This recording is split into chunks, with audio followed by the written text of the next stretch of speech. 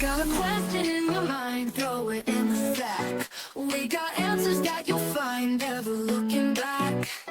Mailbags open wide, time to hit the track. Send your thoughts our way, got no need to slack. Put it in the bag, send it our way. We'll read them out loud, got something to say. Put it in the bag, no delay.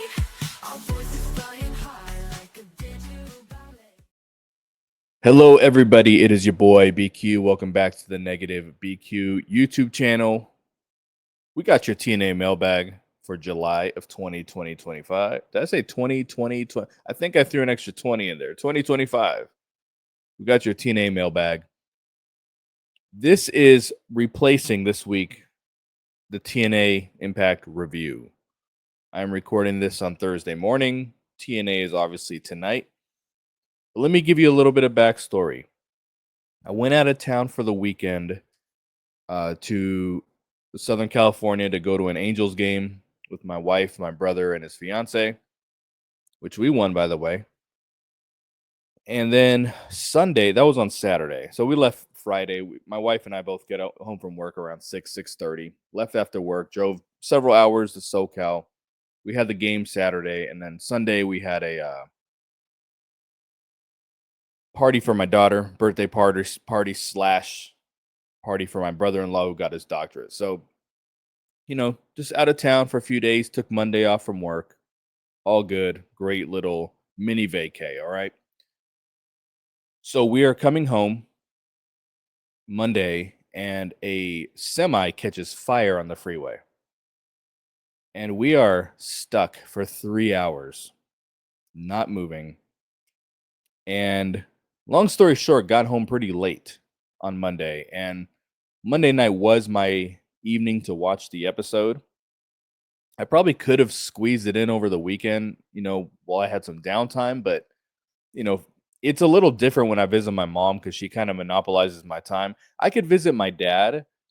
My dad lives 3 minutes away from me in Las Vegas, but when I used to visit him, my dad lets me do my own thing.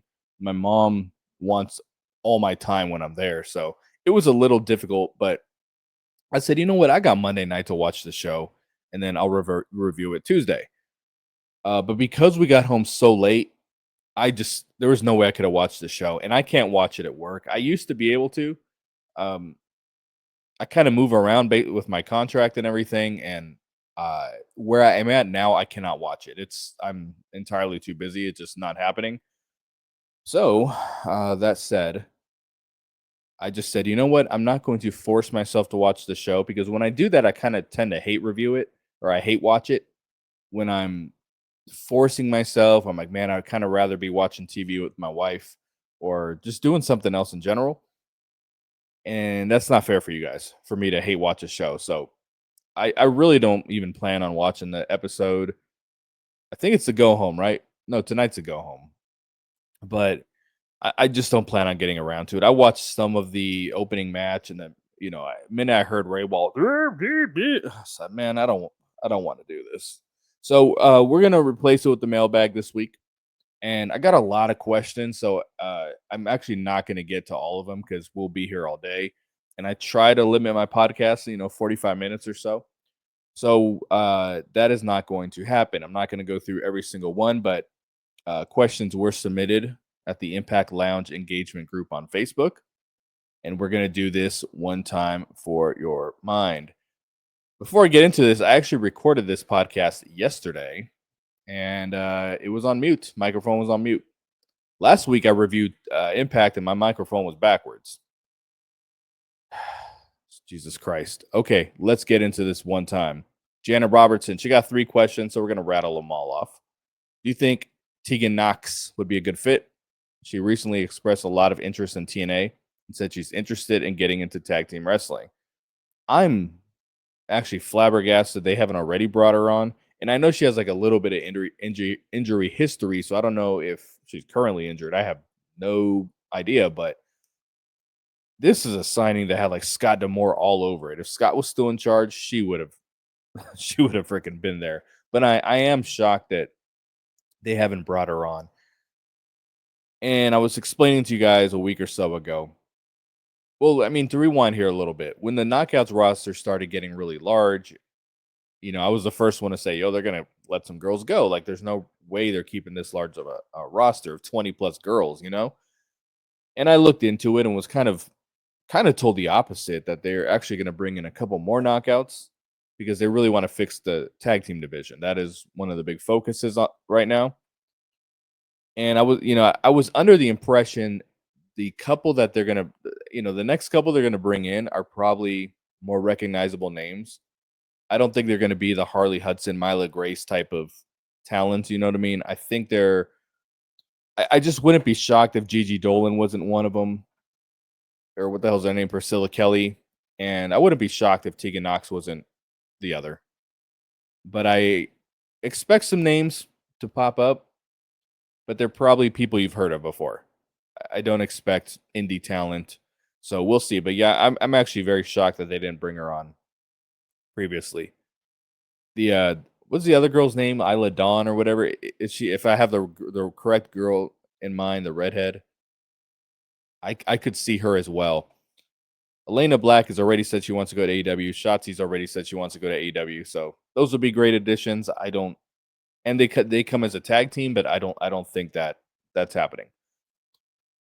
Number 2, she says, do you think they're just using Tessa to test all these new girls to see if they're knockouts championship material? And do you see Tessa still winning the title eventually? I hope they're not doing that with her. I hope they're not making her Eddie Edwards, where they're like, hey, Eddie, you've been here forever. You have no other options. So we're going to respect you, but we're also going to beat you. Hometown man's going to pin you, freaking whoever the case. You know what I mean? They're going to beat you clean. So I hope they're not going that direction with her. I hope she's not the good little hand that everyone has to feud with once they come to the company, like Indy Hartwell's doing.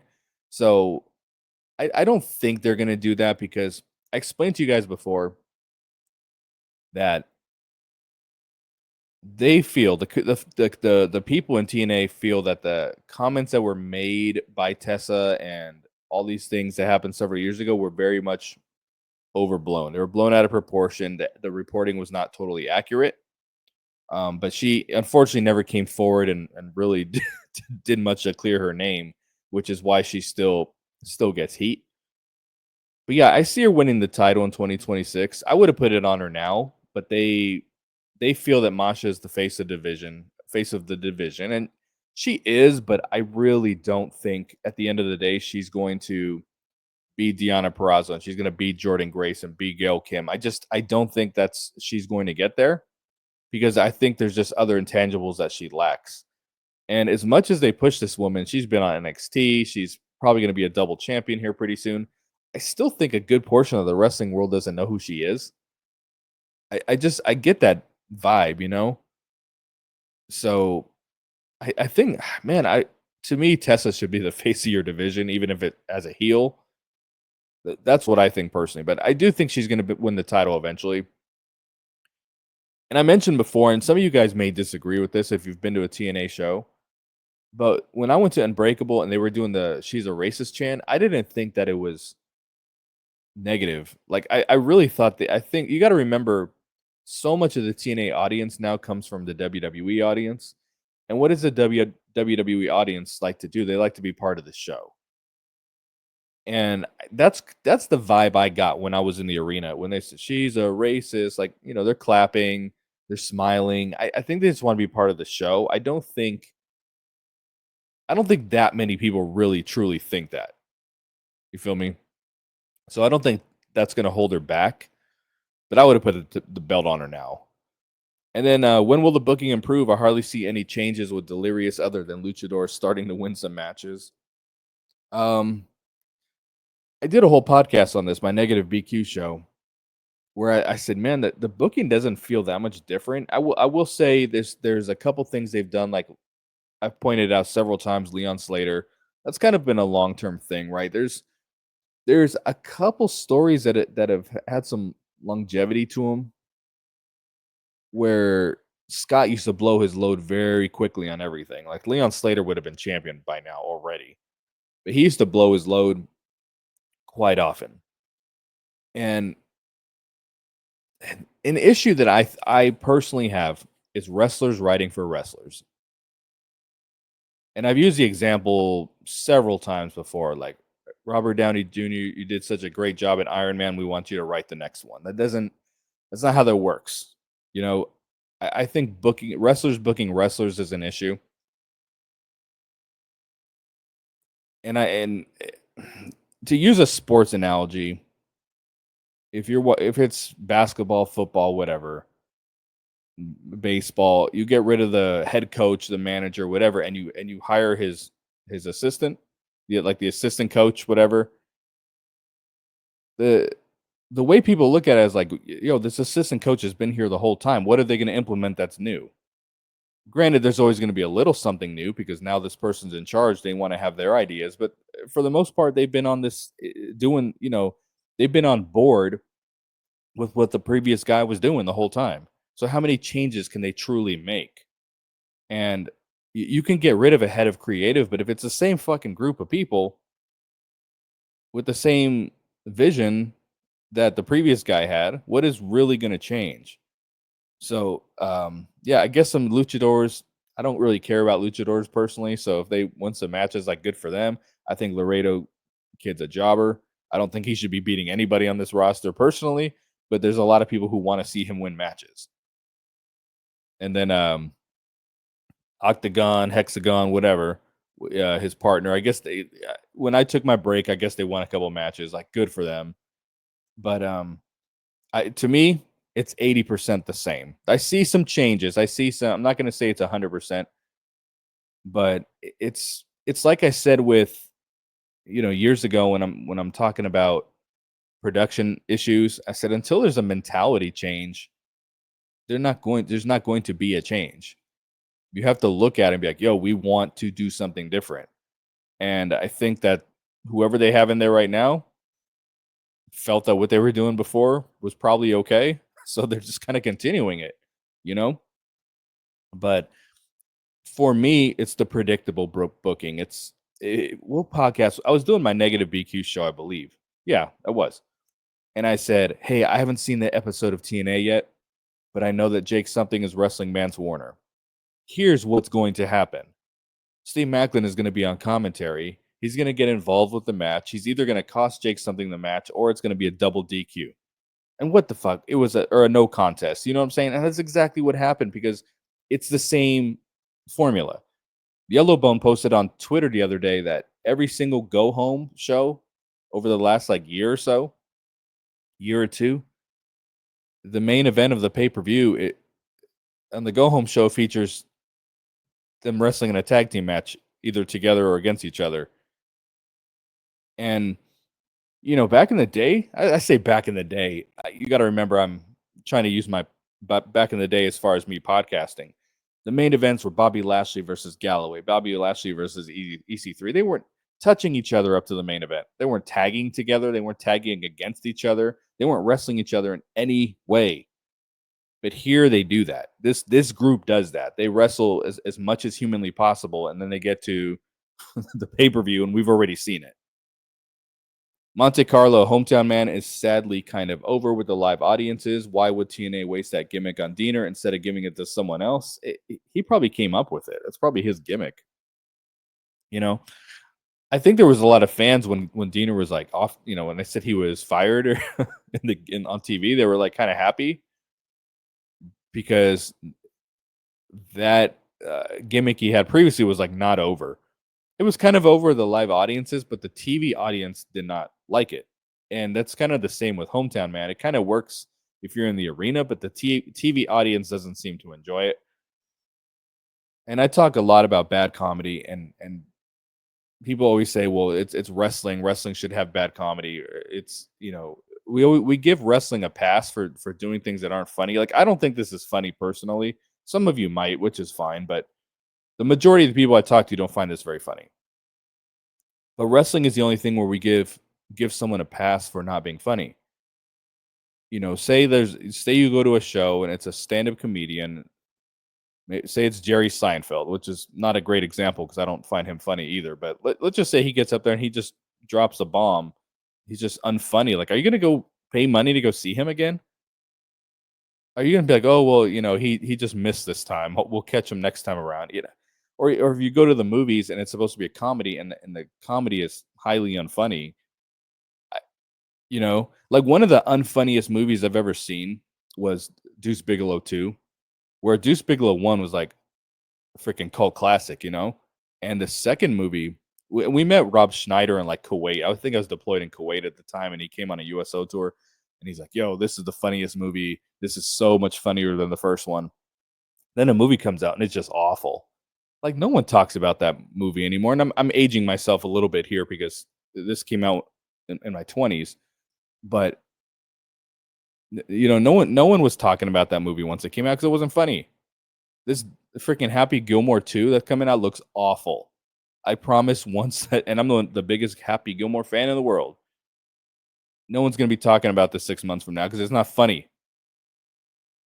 I don't know why wrestling we give them a pass, but um, as I've said many times before I move on to the next question, I think doing this hometown man thing has really put a fork in TNA's surprise mystery opponent gimmick going forward because every time you see that silhouette, you're just going to assume it's hometown man, and it probably is going to be. So I don't know. It's a weird thing to me. I don't particularly enjoy it, but some people do. John Whitener, do you think it would help TNA if they had their own version of a Big Four pay-per-views? And what about a tournament uh, where winners would get a title shot at Slammiversary? I mean, I feel like they do have a Big Four. I mean, they do, but I think we don't look at it that way because they have the TNA Plus shows every week. I mean, every month, excuse me, which I wish they didn't. I hate TNA Plus shows. And I only say that because they're just so long. And you know me with like long wrestling. I would be so content with just watching the show every week and then 4 pay-per-views a year. And that's one of the reasons I kind of got into TNA and podcasting about TNA to begin with, because I was getting kind of burnt out with WWE, which I was, watching pretty consistently right around the time that I started podcasting. Like, I don't want to watch a pay-per-view every month. I'm not one of those people. Like last week, excuse me, when they said it was like 16 hours of wrestling, that sounds like a nightmare to me. I more power to, I'm sure like a good portion of you watched all that. More power to you. I'm not dissing you in any way. I can't. It's like too much for me. I would love if they just had 4 pay-per-views and they just kind of built to those pay-per-views. Or, that way you kind of have a long build up to everything. Everything's like such quick builds now. So but as far as, a tournament that, leads to a title shot at Slammiversary, I would love to see them tie the pay-per-views together a little bit better. Like when Jordan Grace won the Call Your Shot, uh, I don't think that was last year because that was Kazarian, so 2 years ago. And then she said, "Hey, I'm cashing in at Hard to Kill." That ties the pay-per-views together. It promotes the next pay-per-view. I would love to see that. I would love to see them tie together a little bit more. They one Slammiversary, they did the Knockouts Battle Royal, which I think now when you got so many girls, now is a great time to do it. But they already did it on TV. But it was like a Knockouts Gauntlet or something like that. And I mean, I would love that to be a staple, and then the winner goes on to Bound for Glory or something like that. Or, you know, I would love to see that kind of stuff. Michael Spice, Killer Kelly's contract is up in August. Hardy Boys in November. AJ Francis, Joe Hendry, Mike Santana, end of the year. Who, in your opinion, is staying with TNA, and who do you think is leaving TNA? It always shocks me when you guys know so much about their contracts. um, I thought Killer Kelly was gone. I really did. I thought she was going to wrestle this chain match and be done. But they brought Myron Reed on, which it looks like it's official, like a ref with a whistle. So I guess they're sticking around. As far as the Hardys go, I think there's a strong possibility they can re-sign the Hardys, especially with this WWE relationship. But they got to fix the tag team division. The effort they're putting into the Knockouts tag division right now, they need to do that for the men. That has to be next. And it's not impossible. It's a little difficult now because AEW exists and they signed everybody. But once upon a time, AEW started and they said, hey, we're going to have a great tag team division. And they signed all these unknowns, all these indie acts, and it worked. I mean, their tag team division sucks a big dick now, but when they first started, they had a pretty legit division. You know, they had the guys like Butcher and the Blade, which that's available to TNA. You know what I mean? Like you had the Blade, and they were ultimately became kind of jobbers, but they were a decent tag team in the beginning. Like those kind of names, like I said, Private Party and these guys, they were available. It just TNA didn't scout like that. So I think now whether it's guys getting like Private Party is one of them, guys not getting their contracts renewed at AEW or whatever. I do think you got to find a way to strengthen the tag team division because then the Hardys have nobody to work with. AEW has that problem right now with the Hurt Syndicate. They got no one to work with, and that's you can only they are squeezing the shit out of this Nemeth brothers Hardys feud. I mean, they're dragging this thing out as far as long as humanly possible because they know no one else is on the Hardys level as far as star talent, star power. You know what I'm saying? So it's the next thing that I just think they got to find a way to fix if they want to keep guys like the Hardys around. AJ Francis, I don't see why he should leave. He's everything he does has been very good. TNA uses him very, very well. He did one AEW or not AEW NWA match one time, and I saw it, and it felt so out of place there. I don't know how. I think he did a match in MLW. Like TNA is a great fit for him. He should just stick around. Brother Love Handles Joe Hendry. He's probably going to move on, and he is. I don't know what people are expecting out of him moving on to WWE. Like he's a mid carder, and he's going to be a mid carder / jobber in WWE. I don't know how else to put it to you. There is 0% chance he is wrestling at the top of the card there. He's just going to be a comedy act most likely, and then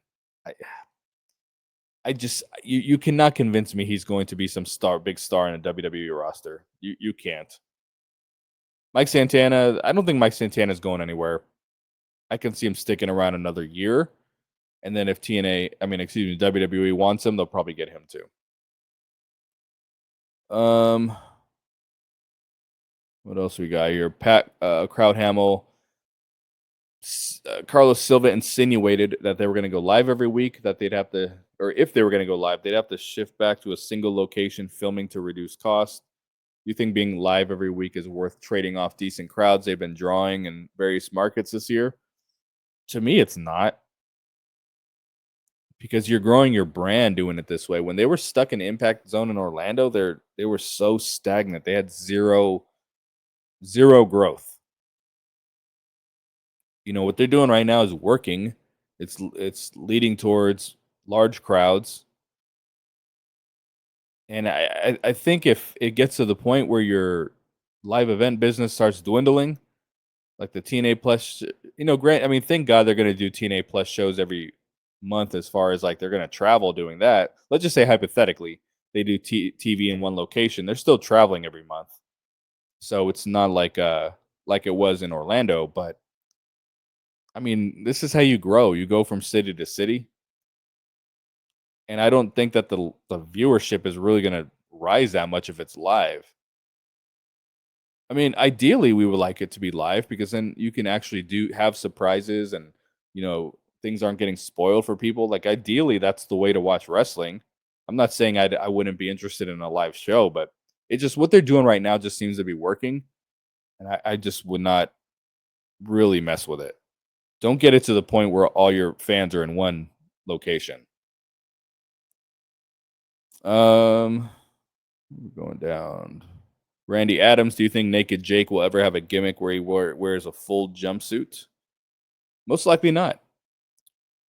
He says that jokingly, though, because he says, seriously, what is your view on the creative when it comes to the main event scene? Do you think Cedric Alexander is the latest former WWE signing to be promised a belt? I don't think he was promised anything. I don't think this group is promising like Scott DePromise did, Scott DeContract, Scott DeCringe. I don't think they're doing that this time around because that was one of the main reasons one of the main reasons, but that's one of the reasons they got rid of him previously. And that compromises your booking. If you start promising everyone, like Frankie Kazarian was clearly promised the world title. This, this current management is probably not going to put it on him anytime soon if they do at all. So you can see that they're adjusting on the fly. Like, here's the call your shot gauntlet. Let's put you on the commentary for the main event. Uh, let's give you this bullshit talk show where you talk to the main eventer, so you're at the end of the show. Like, they're finding ways to appease him, but you can see that they're hamstrung by this decision that previous management made. So I don't think they're going to do that this time around. I think Cedric Alexander is going to be the world champion at some point, 100%. I would, next year, I'd be shocked if he wasn't the champion at some point.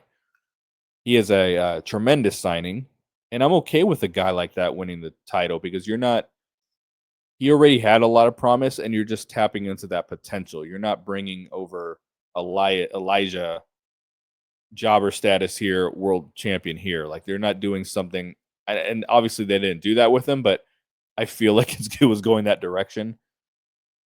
So I'm great with him winning it at some point.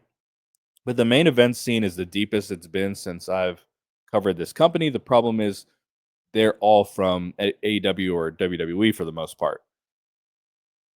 It's refreshing though, because you remember the main event scene was, the world title picture was Moose, Sammy Callahan, Eddie Edwards, Rich Swann, and they just interchange every single week, So they've come a long way. The challenge is booking a strong mid card to take over those main event spots one day.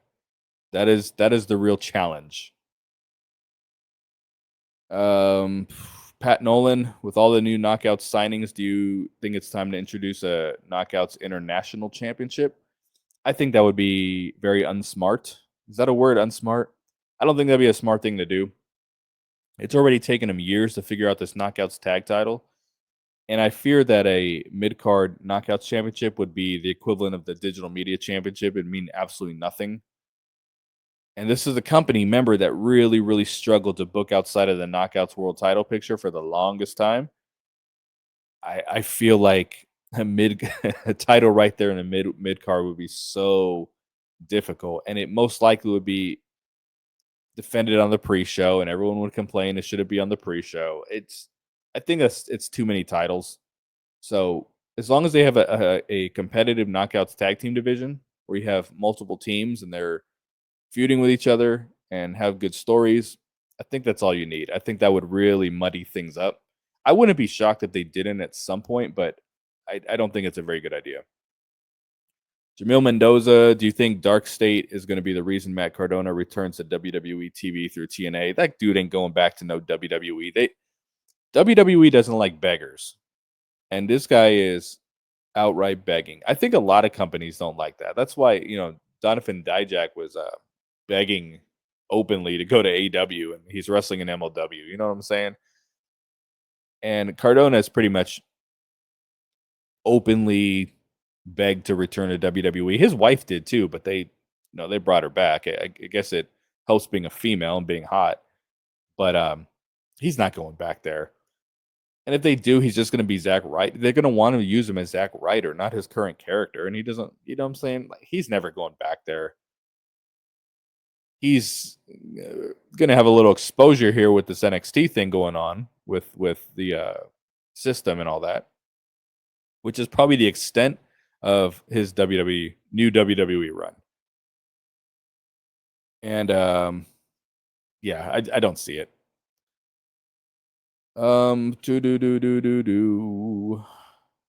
Sorry, like I said, I'm not answering all these. This is too much.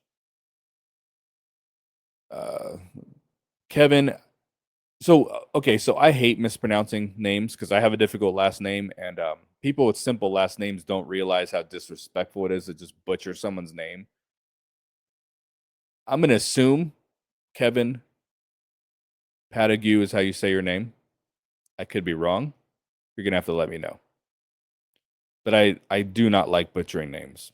If I mispronounce anyone's name on here, please let me know. He said, "What letter grade would you give Carlos Silva so far?" He gets a good B plus.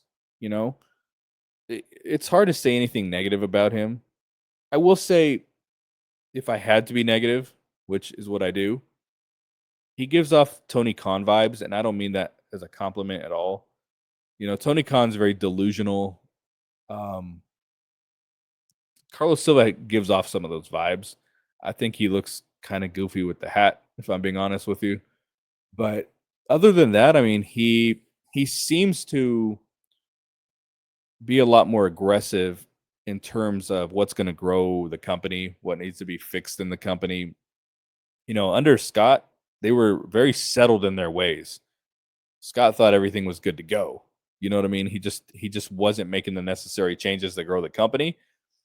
Carlos Silva is clearly more more aggressive.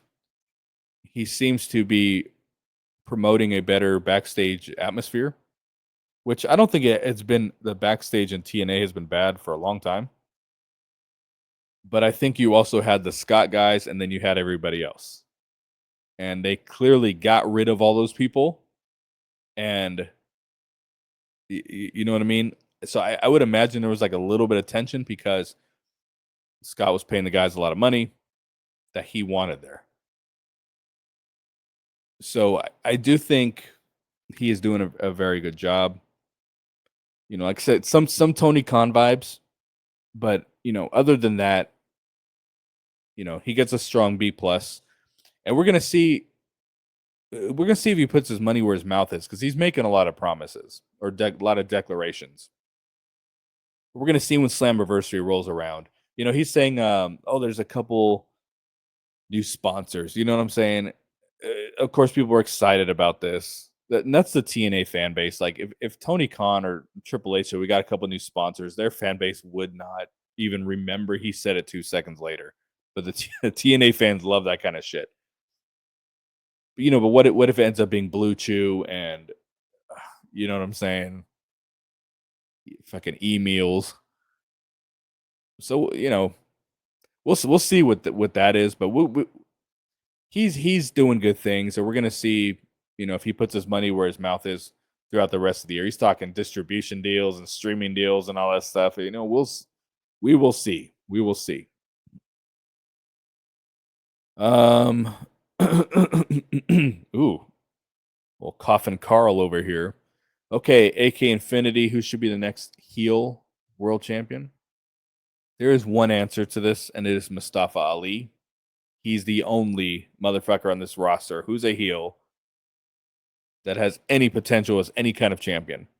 And I'm going to repeat what I say almost every week is that the heels have no momentum in this company. They don't win any feuds. Mustafa Ali has not won a feud. Okay? And remember, I always say take the championships out of that. Eliminate the championships. I'm only talking about feuds that do not involve titles. Because you have to win a feud as a heel when a championship's involved if you're going to change a title. Non-title matches, non-title feuds. What heel has won a fucking feud? PCO was in this company for years. Who beat PCO? Who won a feud with PCO? You feel me? They have done nothing to build up a heel. That's why you have to bring in Trick Williams from another company in order to get the title off Joe Hendry and then to ultimately get it on Mike Santana because you have no one credible other than Mustafa Ali. And I think this is just my gut speaking. Before the Trick Williams thing happened, I feel like that was Mustafa Ali's spot because you remember they were both kind of feuding Santana and Ali for we both want to be world champion. I felt that it was leading up to a triple threat at Slammiversary between the three of them. I felt like that was going to be the quote unquote rubber match. Shout out Zaya Brookside between Ali and Santana. And I don't think they blew that off. I think it's still 1-1 to this day. I think Ali was supposed to win the title. And then Santana was going to take it off him. That was logical. If you're watching the show, that seemed like the logical thing. I think they did make an adjustment here and they ended up throwing on Trick Williams, but They've got nobody. You cannot look at that like maybe Frankie Kazarian, but I just don't see it happening. I don't think they see him as big enough of a star to do it. But it's possible. It's possible he can win it. If he ever does, it's going to be like a 30-day reign, though. I promise you. But you can go up and down that roster. There's nobody. There's nothing because none of them have momentum. No one beats anybody. Every single heel cheats to win. They don't beat anyone clean ever. Nick Nemeth, former world champion. Who did he wrestle the other day? Zach Wentz. Had to cheat to beat him. So it's they got nobody. And they're going to continue to have nobody until they change the mentality. Like I said, the booking mentality, the creative mentality. Until they change, they're just going to continue to have baby faces win every single feud. Graham Brown, they're trying to. Oh, he's just commenting on someone else. They're trying to do like they did with Curry Man and Shark Boy, but using Hometown Man. You're right. That's kind of where they're going with it. Obviously, Colby, Ryan, Cooper. What digital platforms, networks do you think TNA is talking to? I'm not an expert on that kind of thing. As far as I don't know all the platforms out there, and I will say this: Carlos Silva's making promises or a declaration. Like I said, we're looking for this $10 million a year deal so we can go live. I don't think that deal exists for them. I will say I'm very optimistic they'll be off Access TV. I didn't previously think that, but now that you have the WWE relationship, you're going to have that conversation and get in the door with streaming platforms, things of that nature, because WWE has that ability to help get your foot in the door. I just don't think TNA did before. I don't think TNA could walk up to this platform and be like, hey, we're TNA Wrestling. There's a who? Billy Corgan could because he's Billy Corgan. And he's had conversations with all sorts of platforms. But as far as TNA goes, man, if I really had to take a guess, it'd be something like Tubi or Fubo or something.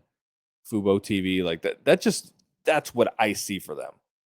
As far as like digital platforms, I just don't, and neither of those platforms are going to pay them $10 million a year.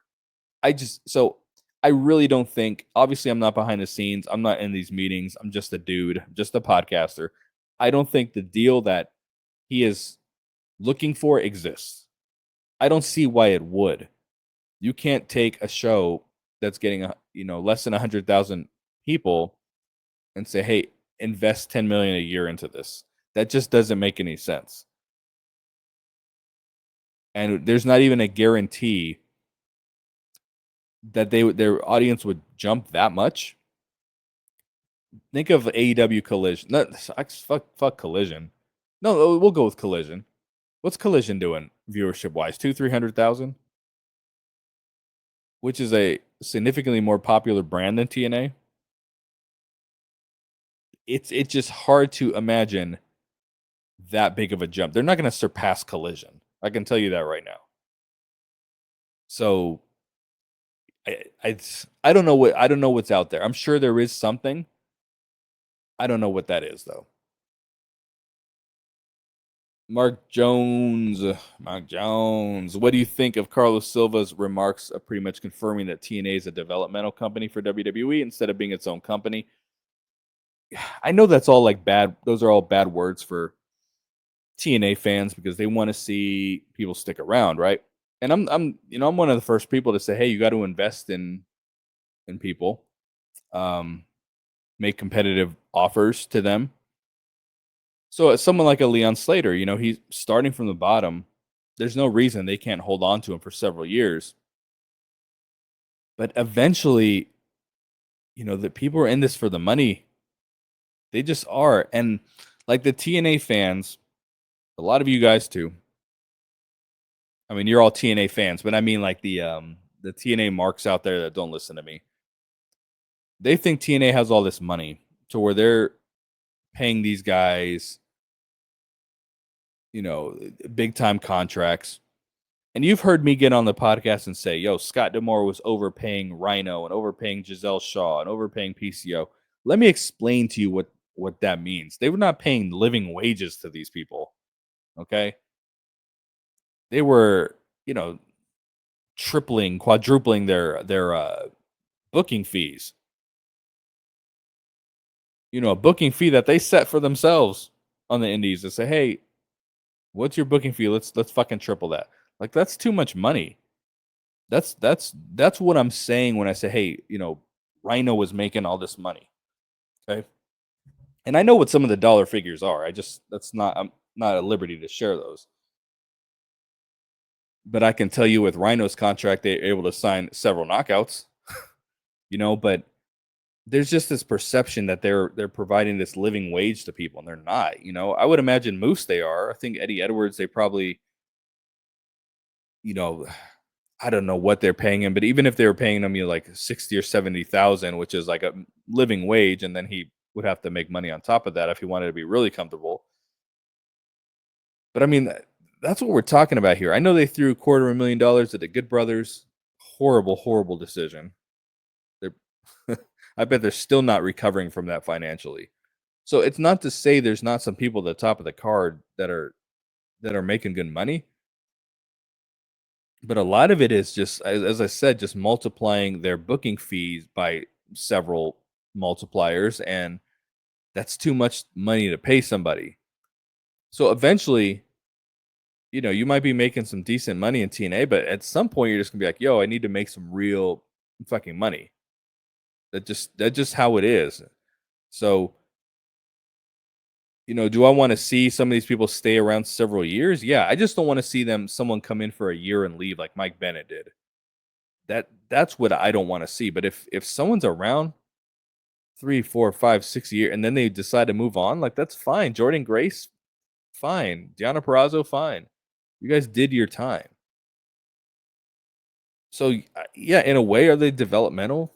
Yeah, they could be. Like, they're probably going to lose Mike Santana to them at some point. Let's be real. I don't think anytime soon, but it's very possible. They could lose a lot of those people, but I know they don't book thinking like that. They don't book thinking, oh, who's leaving for WWE. You know, it's just gonna happen.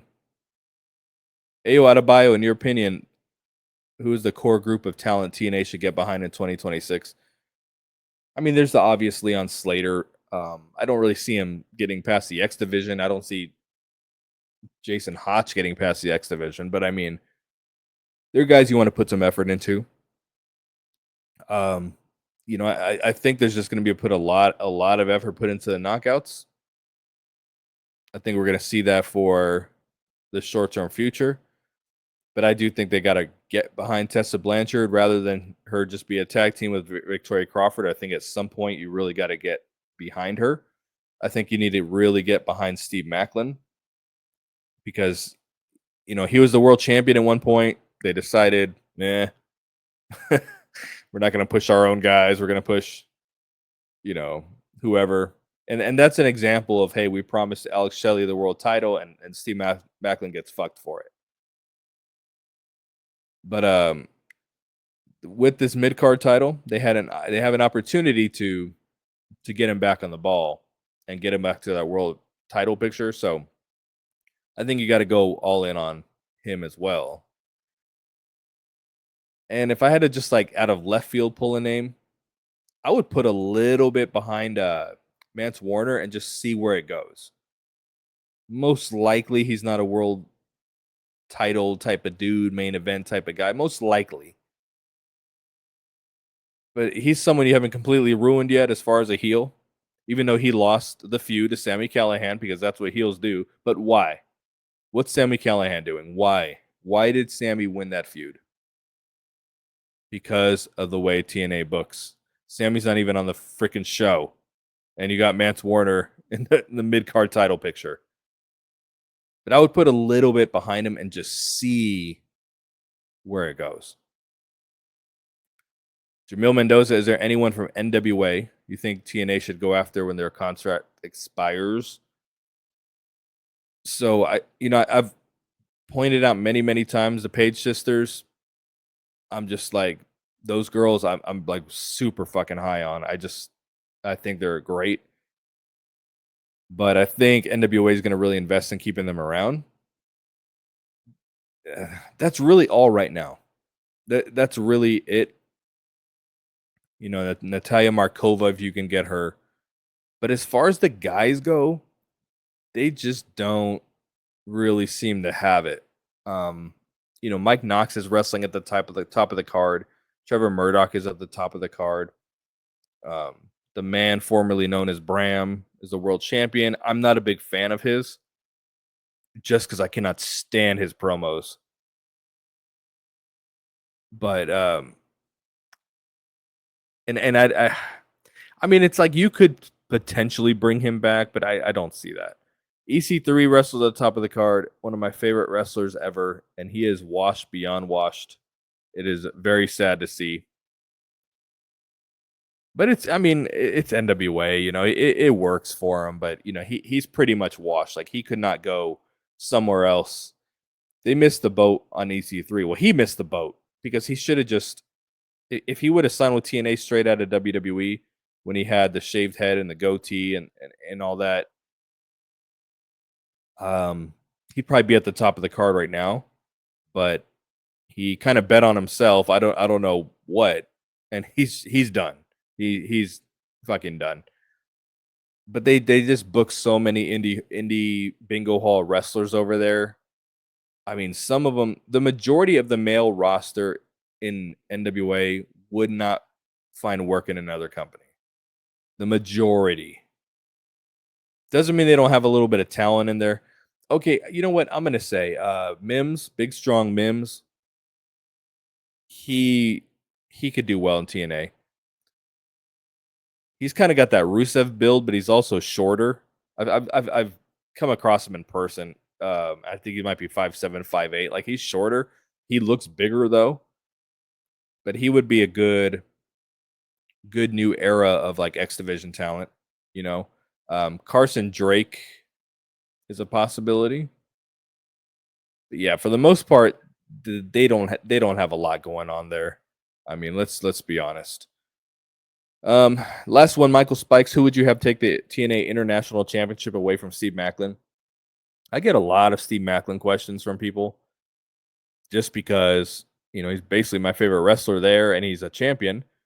But I always have to explain to people, I didn't even see him win the title. I was at Unbreakable. The crowd was completely exhausted after the death match shit that Sammy and Mance Warner did. No one even knew there was a match after that, and everyone was completely fucking smoked. And I was not watching that match, that triple threat. I was like, I'm tired.